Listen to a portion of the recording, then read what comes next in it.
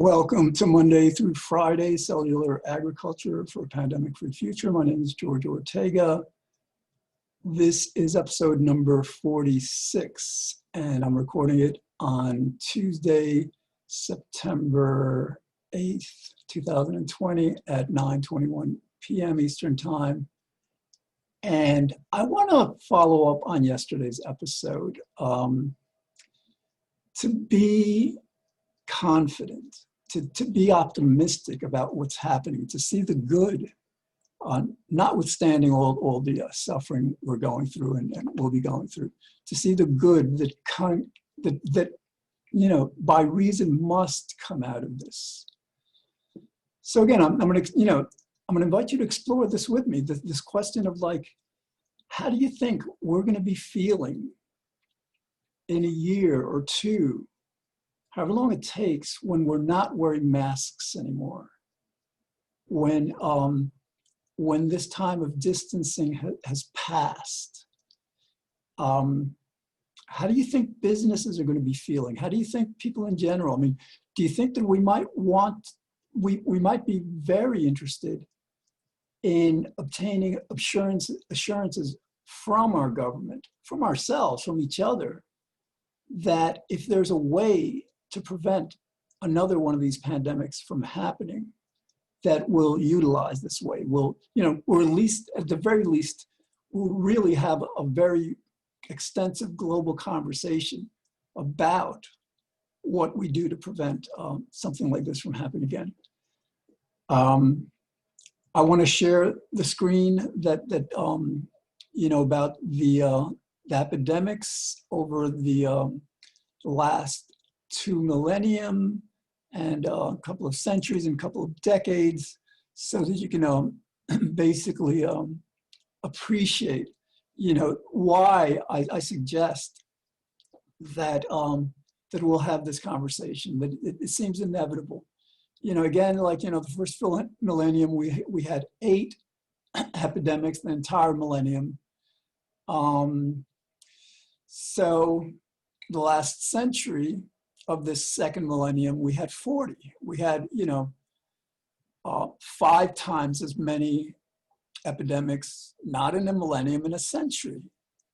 And then this first decade of this new century, we had 42. We had as many, in one decade as we had the entire last century. So it's important to keep that in mind.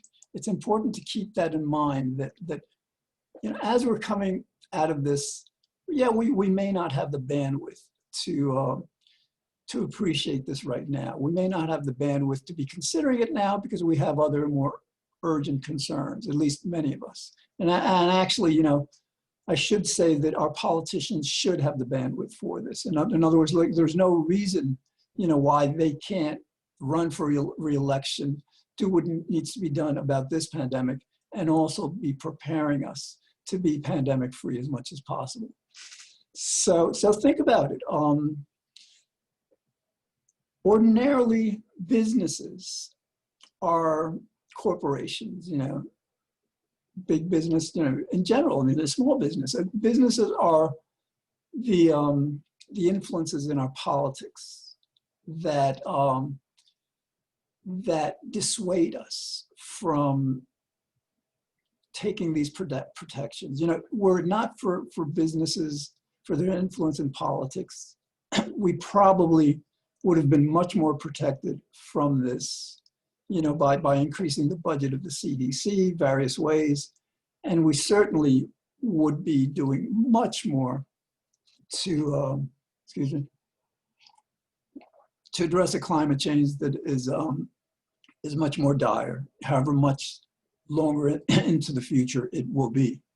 So now the interesting thing about this situation is that, I may be wrong, but it doesn't seem like businesses would be willing to endure another one of these pandemics if it can be avoided. If it can be avoided by spending only 1/2 of 1% of what we have spent on this pandemic. This is basic economics. Businesses engage in trust, in risk aversion as part of their business models routinely. It's how they do business.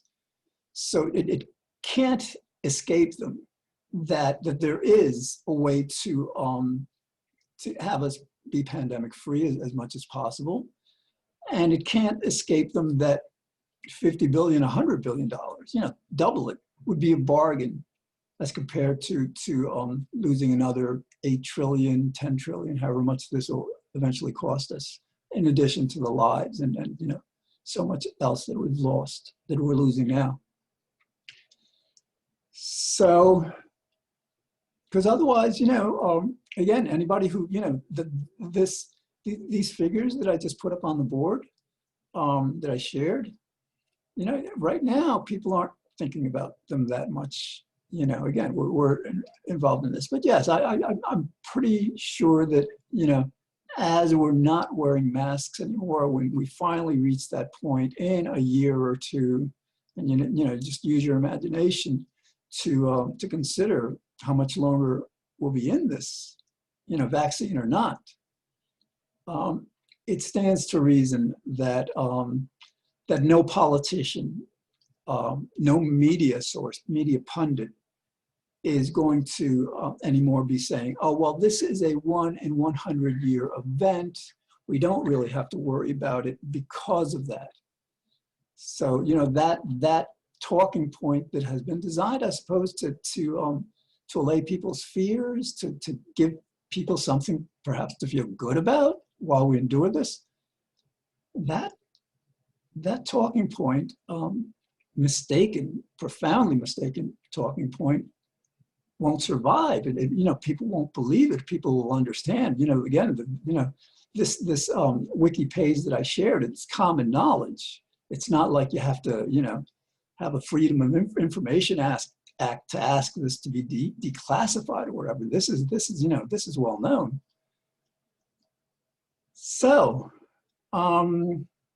so then again, we're thinking through this together. So like, we realize that vaccines are the only other way that we can be safe from these pandemics, and that, eventually, not right now, but again, as we're reopening society completely without the masks, the infectious disease experts, the epidemiologists, the vaccine researchers will be asked to assess our chances of developing these universal vaccines that will work even if the virus mutates, as these do.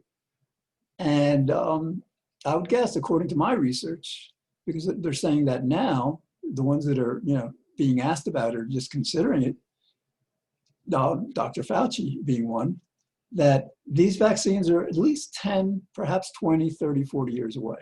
Again, it's very important to keep in mind that HIV/AIDS, which was identified in the 80s and has killed over 20 million people, that's 20 times the number of people that this pandemic has killed. I mean, right now we're not at 1 million deaths yet.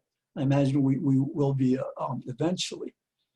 But HIV/AIDS, after 40 years of research trying to find a vaccine for it, there is no vaccine. We haven't been able to find that. So,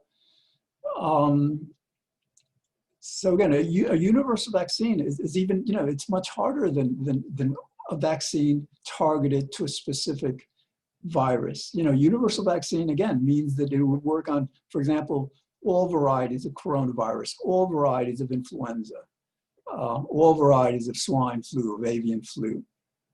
And so that's what we have to keep in mind, that there is no other way to be safe. And I think very few people really are going to want to live in a world kind of that I suppose would resemble the Cold War after World War II. We had detonated 2 atomic bombs, nuclear weapons, and there was this Cold War, and we had these drills in elementary school back then, getting under the desk.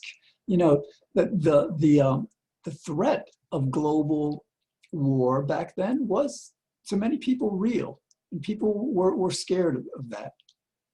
Well, this threat of the next pandemic, again, one thing that the epidemiologists and media have been saying, especially the virus experts, and they're completely accurate about, is that it's not a matter of if we will have a next pandemic under a business as usual scenario, because that's what they mean. They're not extrapolating, to scenarios where we actually do things to prevent these. But, if we continue the way things are, our experts are telling us it's just a matter of when they will happen. And so it's kind of like a Cold War on steroids in a way. It's just like that amplified. An atomic war, it's something that people in the know may fear, but it doesn't really play out. We didn't go into shutdown, lockdown, distancing, closing our society or businesses because of this threat of nuclear war. We're doing this for a year, 2, 3, however long it takes now. It's completely different. And people are losing their businesses that they've spent decades building up. A lot of people are losing a lot of money. It's tearing families. It's just like, I don't have to explain this to you. You're living it. I don't have to convince you of how disruptive this pandemic is, and how we will have a memory of this. We have a memory of 9/11. We didn't forget that. We have a home Department of Homeland Security. We created an entirely new federal department to address the terrorist threats. And so, I guess I wouldn't be surprised if the CDC would be elevated to, let's say, the level of one of those federal departments, with a cabinet position, just like an extremely high priority. So, all right, but I think you understand the situation. I think you understand that, no, we're not so unreasonable. We're unreasonable about climate change because it's into the future, and we're just not designed yet as human beings to be able to just to consider, decades away with any reasonable kind of fear or apprehension. We're too focused on living now. Those threats of future. Apparently, that's what we've learned. A future doom for our children, grandchildren, great-grandchildren. They don't affect us. They don't scare us nearly sufficiently to bring us to action. But this obviously is a much different situation. So we, I don't think there's any disagreement that we will appreciate, the imperative, the absolute necessity of not allowing this to happen again. All right, so with about 14 minutes left, let's brainstorm. So I think the money part of it is the easy part, I think, because again, as I've been saying, there's about $1.5 billion invested in the 40 to 50 startups right now that are racing to meet the research challenges necessary to scale up production. So they're not growing these products in labs anymore. They're growing them in factories that are large enough to supply the world with as much meat, fish, and dairy as we would really want to replace the livestock industry that we will be closing as soon as possible. So that's relatively easy. So yes, we throw $50 billion, $100 billion into it. We basically recruit our best scientific minds, our best minds in biology and chemistry and the engineering of these new bioreactors that will be necessary for to contain this growth and to just facilitate the the technology. So we will be, spending a lot of money. I mean, I don't see us not doing this again, because the alternative is fraught with too much fear, too much apprehension. And business does not like, especially for a protracted period of time, that kind of uncertainty. It's like all over the place right now. Right now, it just doesn't know what to think of the future. The market crashed, then it went back up, and it looks like it's, coming down again. So the market is really not behaving right now on data, on facts, on reality. It's like it's an emotion-based market. But eventually, eventually businesses will understand. If they let this, and another thing I think is going to be much more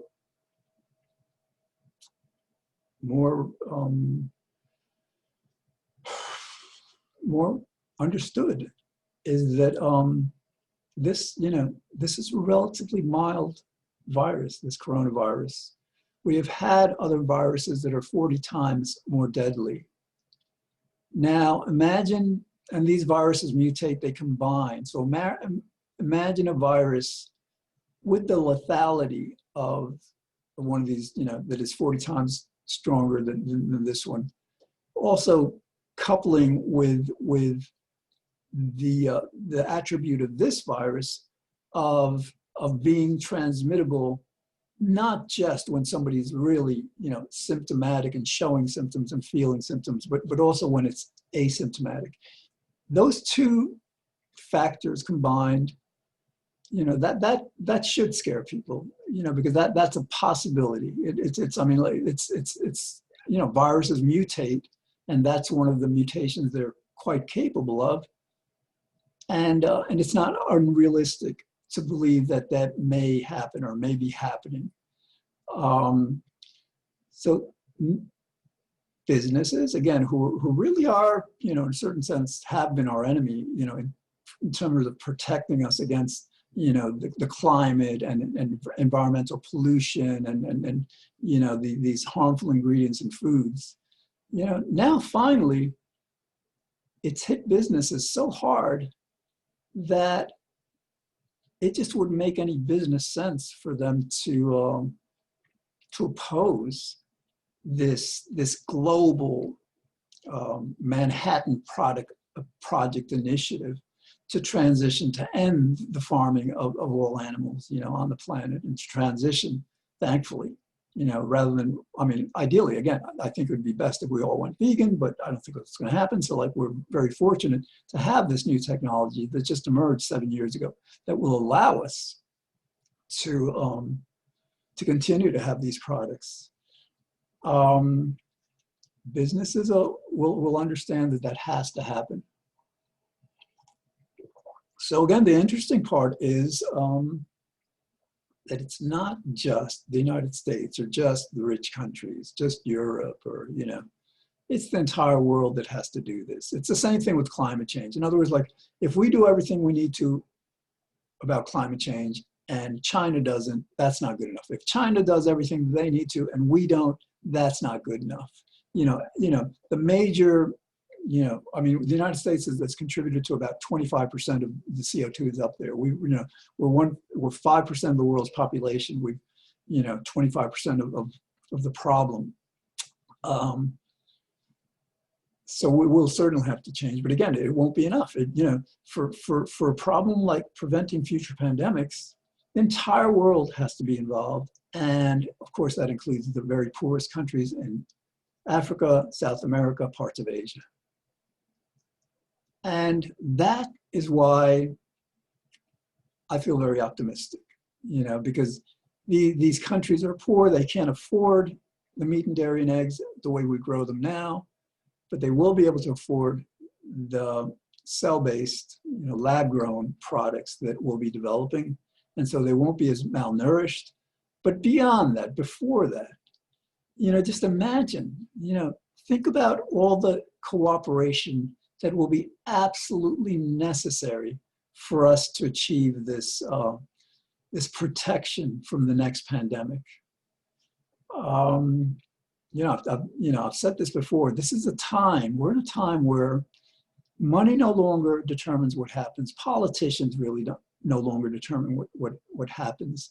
This coronavirus and the threat of the next one is what is determining what happens. And our basically our self-regard, ordinarily our self-regard leads to a lot of selfishness, a lot of indifference to so much of what we do, including like the welfare of all these animals that we routinely abuse and torture. For decades we've been doing this. So now it's self-interest that is going to be fueling our cooperation. Those other countries who are much less able to manage, the next outbreak pandemic than we would, they're just as interested in they should be, they're certainly the people would be. And I think, for the leaders, I think there'll be more than enough pressure, both from their internal population, that their people will force leaders, however much dictatorial they may appear now or actually be. But that pressure is not just going to come from their own population. That pressure is going to come from other countries. You can see, for example, Russia. I mean, Russia has Putin, and he is like a dictator, right? I mean, like he just, I think he just like changed the law so he can run again. And the guy's a de facto dictator, and now he's calling the shots. In preparation for this new world, he won't be able to call the shots, and I think I don't think he will want to oppose this. He's not stupid, I mean, he will recognize that this is something that has to be done. And again, so the global cooperation is something that's going to be very interesting to follow, and this is, again, one of the reasons that I feel so optimistic that although this pandemic has been so horrific in afflicting us so much, it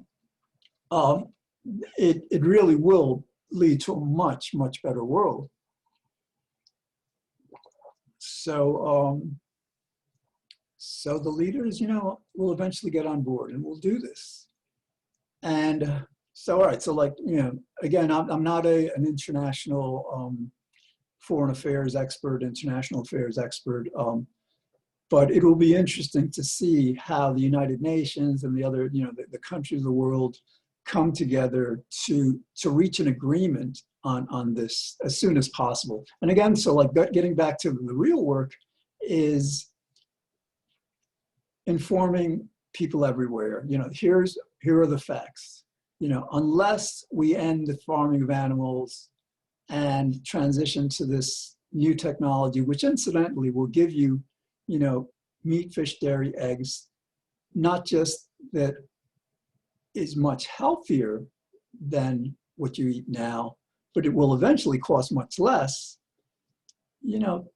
People will be told that, and people, once they're assured that these, basically it's the same product, biologically, the meats and fish and dairy and eggs that we'll be producing in labs will be biologically identical to what we get from farming animals, what grow inside the animals. I mean, the difference, again, the very important difference is we can tweak these products to make them far healthier, to eliminate the cholesterol, eliminate the saturated fat. Have these delicious steaks, but with omega-3 oils that are actually healthy. And this is across the board. There's so many risks and dangers associated with the meat we buy now that won't be associated with the meats that we produce in these labs. So it will be interesting to see how, to have, people who might at first fear this new technology do their own risk-benefit analysis, do their own, exploration, research, and come to the conclusion. And naturally, the media, the academics, politicians will help people understand this, that it would be folly. It would be folly to not take advantage of this gift that we've been given to be able to continue to eat meat, fish, and dairy, and that will allow us to close our farms, And so those are just the logistics. But then, again, you know, I've dealt with this before, and I'm going to deal with it again because you know, I believe in God. I believe we're rewarded when we do good and punished when we don't do good.